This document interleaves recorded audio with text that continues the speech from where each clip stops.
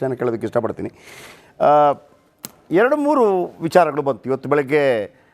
Announce ಆದ ತಕ್ಷಣ ಬಹುಶಃ ಎಲ್ಲ BJPಯ ಆಮೂಲಾಗ್ರ ಕಾರ್ಯಕರ್ತರು ಅವತ್ತಿನಿಂದ LK ಅಡ್ವಾಣಿ ಅವರನ್ನು ನೋಡಿದಂಥವರೆಲ್ಲ ಬೇರೆ ಬೇರೆ ಕಾರಣಗಳಿಗಾಗಿ, ನರೇಂದ್ರ ಮೋದಿ ಅವರ ಕಾರಣಗಳಿಗಾಗಿ ಸ್ವಲ್ಪ ಏನೋ ನೋವಾಗಿದ್ದರೂ ಕೂಡ ಮಾತಾಡಲಿಕ್ಕೆ ಅವಕಾಶನೇ ಸರಿಯಾದ ಸಮಯ ಅಲ್ಲ ಅಂಥದ್ದವರೆಲ್ಲ ಹಬ್ಬ ಕೊಟ್ಬಿಟ್ರಲ್ಲ, ಇಲ್ಲ ನರೇಂದ್ರ ಮೋದಿ ಆ್ಯಂಡ್ ಅಡ್ವಾಣಿ ಅವ್ರ ಸಂಬಂಧದಲ್ಲಿ ಯಾವುದೇ ಸಮಸ್ಯೆಗಳಿಲ್ಲ, ಚೆನ್ನಾಗಾಗಿದೆ ಅಂತ ಒಂದು.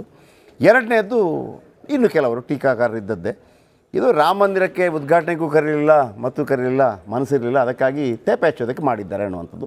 ಇದನ್ನು ನೀವೊಬ್ಬ ಹಿರಿಯ ಪತ್ರಕರ್ತರಾಗಿ ಯಾವ ರೀತಿ ವಿಶ್ಲೇಷಣೆ ಮಾಡ್ತೀರಿ? ಸ್ವತಃ ಲಾಲ್ ಕೃಷ್ಣ ಅದ್ವಾನಿಯವರೇ ಆ ರೀತಿ ಭಾವಿಸಿರಲಾರರು. ಅದ್ವಾನಿಯವರ ವ್ಯಕ್ತಿತ್ವವನ್ನು ನಾನು 70ರ ದಶಕದ ಅಂತ್ಯದಿಂದ ನೋಡ್ತಾ ಬಂದಿದ್ದೀವಿ. ಅದು ತುರ್ತು ಪರಿಸ್ಥಿತಿಯ ಸಂದರ್ಭದಲ್ಲಿ ಹೋರಾಟ. ಅವತ್ತು ಬೆಂಗಳೂರಲ್ಲೇ ಒಂದು ಸಂಸದೀಯ ಸಮಿತಿಯ ಸಭೆಗೆ ಅವರು ಬಂದಿದ್ದರು. SN ಮಿಶ್ರಾ, ಅಟಲ್ ಬಿಹಾರಿ ವಾಜಪೇಯಿ, ಅಡ್ವಾಣಿ ಅವರೆಲ್ಲ ಬೆಂಗಳೂರಲ್ಲೇ ಇದ್ದರು. ತುರ್ತು ಪರಿಸ್ಥಿತಿ ಹೇರಿದ ದಿವಸ ಅವ್ರನ್ನ ಬಂಧಿಸಿಬಿಟ್ಟು ಸೆಂಟ್ರಲ್ ಜೈಲ್, ಗಾಂಧಿನಗರದಲ್ಲಿರೋ ಸೆಂಟ್ರಲ್ ಜೈಲಲ್ಲಿ ಇಟ್ಟಿದ್ರು.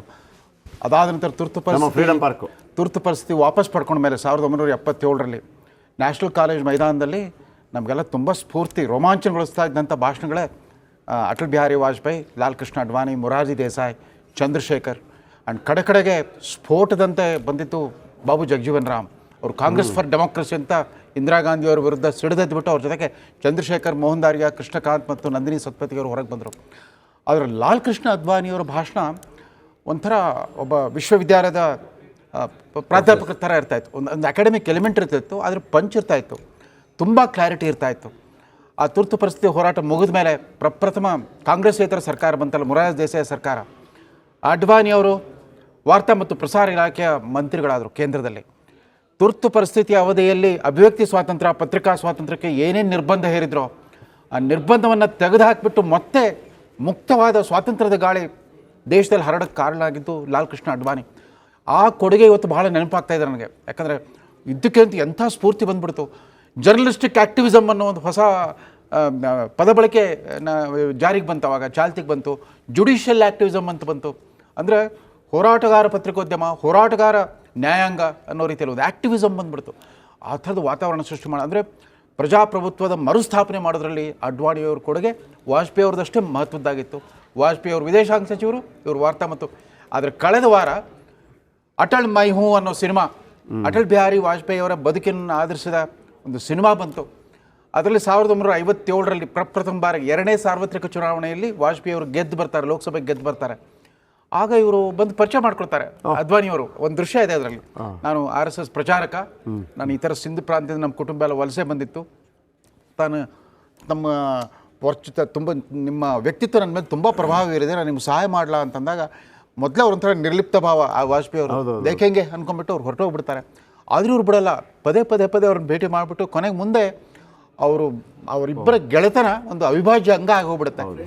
ಆಮೇಲೆ ಯಾವಾಗಲೂ 24 ಗಂಟೆ ರಾಜಕಾರಣ, ಸಾಹಿತ್ಯ, ಕಾವ್ಯದಲ್ಲಿ ಮುಳುಗಿರ್ತಾರಲ್ಲ ವಾಜಪೇಯಿ ಅವರು, ಅವ್ರನ್ನ ಸಿನಿಮಾ ನೋಡ್ಲಿಕ್ಕೆ ಕರ್ಕೊಂಡು ಹೋಗ್ತಾರೆ ಅಡ್ವಾಣಿಯವರು.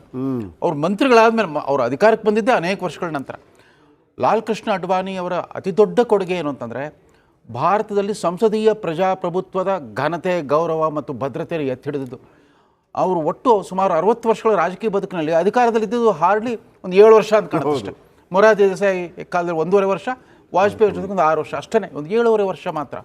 ಅಂದರೆ ವಿರೋಧ ಪಕ್ಷದಲ್ಲಿ ಕೂತ್ಕೊಂಡ್ರೂ ಕೂಡ ಅದರಲ್ಲಿ ಗೌರವ, ಘನತೆ ಮತ್ತು ಶಕ್ತಿ ಇದೆ ಅಂತ ತೋರಿಸಿದ್ರು. The power of being in the opposition.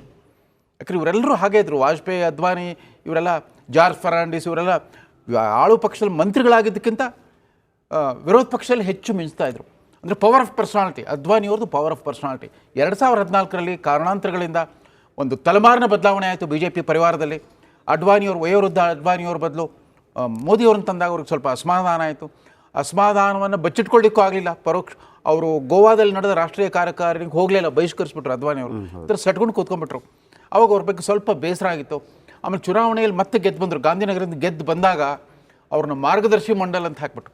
But ಮೋದಿಯವರು ಕೂಡ ಮುಜುಗರ ಇತ್ತು. ಯಾಕಂದರೆ ಮೋದಿಯವರು ಕೈ ಕೆಳಗೆ ಇವರು ಮಂತ್ರಿಯಾಗಿ ಕೆಲಸ ಮಾಡೋದು ಊಹಿಸಲಾಗದ ಸನ್ನಿವೇಶ. ಆದರೆ ಅವ್ರೇನು ಮಾತಾಡಿದಂದರೆ, ಸೆಂಟ್ರಲ್ ಹಾಲ್ ಆಫ್ ಪಾರ್ಲಿಮೆಂಟ್ ಅಲ್ಲಿ ಮೊಟ್ಟ ಮೊದಲ ಮೋದಿಯವರು ಆಯ್ಕೆ ಆದಮೇಲೆ ಸಂಸದ ಸಭೆ ನಡೆದಾಗ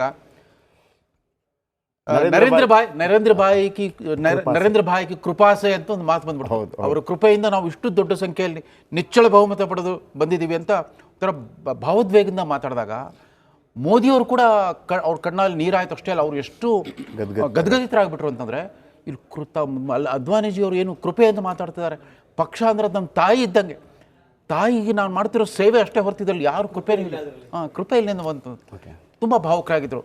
ಆದರೆ ಅವ್ರನ್ನ ಇನ್ಯಾವುದೇ ರೀತಿಯಲ್ಲಿ ಅಕಾಮಿಡೇಟ್ ಮಾಡ್ಲಿಕ್ಕೆ ಆಗ್ತಾರಲ್ಲ.